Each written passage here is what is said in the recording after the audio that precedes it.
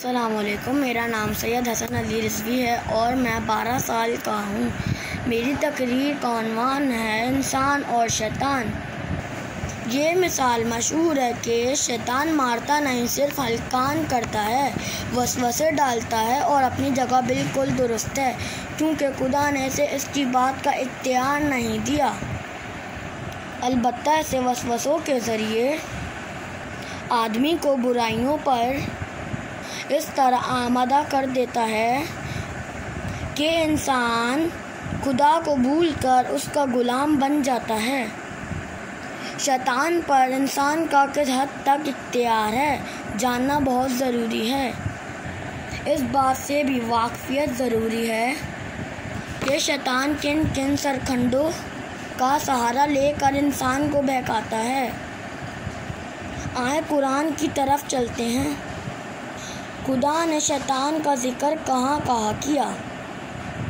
سورہ نحل آیت نمبر 98 میں اللہ تعالیٰ ارشاد فرماتا ہے، جب آپ قرآن پڑھنے لگیں، راندہ درگاہ شیطان سے خدا کی پناہ مانگ لیا کریں۔ شیطان کی مومنوں پر کوئی بالا رسی نہیں۔ اللہ تعالیٰ سورہ نحل کی آیت نمبر 99 میں ارشاد فرماتے ہیں، شیطان کو یقیناً ان لوگوں پر کافی بالا رسی حاصل نہ ہوگی جو ایمان لائے ہیں اور اپنے رب پر توکل کرتے ہیں، جبکہ شیطان راندہ درگاہ الہی ہے۔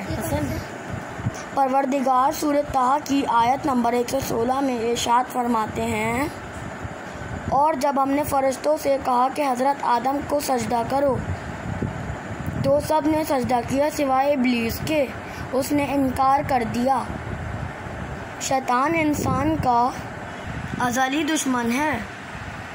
پروردگار سورہ طٰ کی آیت نمبر 116 میں ارشاد فرماتے ہیں، جب شیطان نے ان کے دلوں میں وسوسہ ڈالا اور کہا، اے آدم، میں تمہیں پختگی کے درخت اولا زوال سلطنت کے بارے میں بتاؤں، اور حضرت آدم اور بی بی حوا کو جنت سے نکال دیا گیا۔